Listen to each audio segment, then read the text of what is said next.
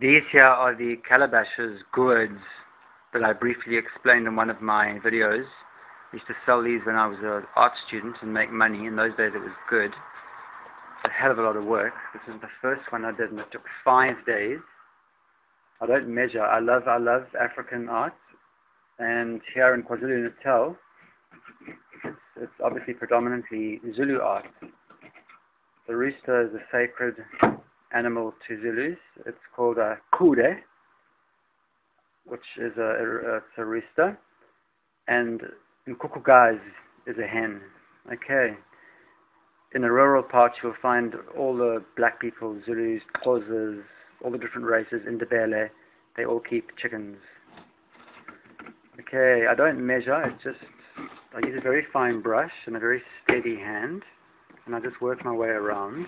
The top comes off, like that, okay, because that's actually what they use these for, to put their sour milk mass. It's like yogurt, and they put them in that, as well as other things. As I said, it's a sacred object to many black cultures. Another one, purple, green, black and white. It was done in '89. A natural looking one. I just painted the black over the natural color of the gourd, the calabash. You can hear the seeds inside.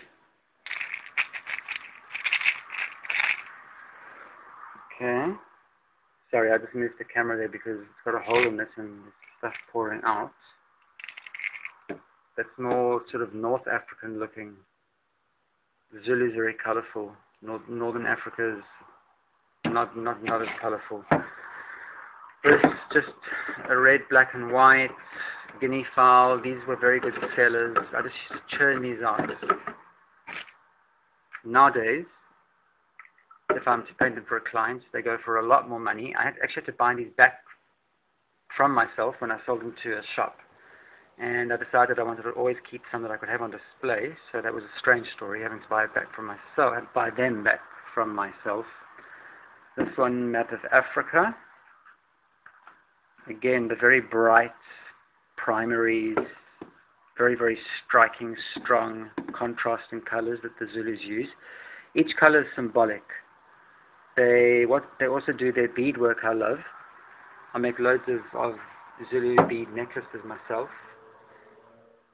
But these colors, each one means something. I'd love to go through that sometime too. While we're here, Sammy, I think he's looking for the scarf sticker that escaped. Look, miss! Yeah, he's on a mission ever since he found the bush snake. I hope he finds my scarf sticker, which is somewhere in this flat.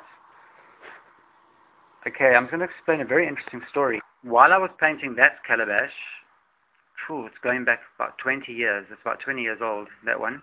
While I was painting it, I had it on a piece of newspaper, and I saw a giraffe, an advert, and it said, "Stick your neck out for what you believe in." And I then remembered my dream the previous night. I had been locked in a harem in some desert. Every time I tried to get out these huge doors, there were 2 bodyguards with those, typically Islamic sword. You know the ones I mean, the shape, the curve. And they were going to cut my head off. They had a giraffe inside the harem, and they were cutting its neck. Okay? They were cutting its neck downwards, and they kept pouring water down, and I thought how cruel they were. But now on the piece of newspaper that was under this was a giraffe just like this, naively printed. That's why I painted this in a naive way. And it said, "Stick your neck out for what you believe in." And I certainly didn't believe in being stuck in a harem as a prisoner. As you can see, these colors are more pastel. Palm trees, as in the desert, arches. It's very Moorish. The Moors. It's got that sort of art. 3 little red jewel-like things. So that's why I did that. That came from my dream. Just to end off, I managed to, after much outwitting these people, I managed to find my way up to the rooftop of, it was like a castle with a flat roof, those typical sort of almost Moroccan type buildings. I got to the top, which was open, and there was this hot, dry desert air blowing. It was nighttime, and then I heard these wings, a rush of wings, and the next thing, a whole bunch of eagles came along.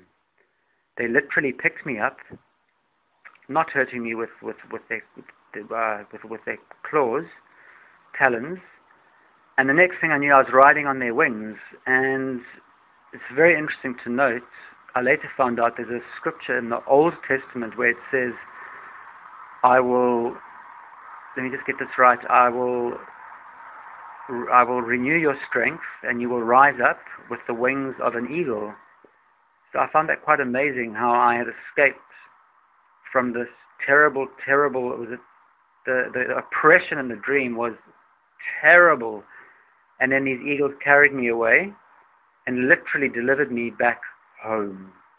That's the story of that, which I've wanted to tell for a very long time, because Chagall and Laurie Anderson both discuss using dream imagery in their work.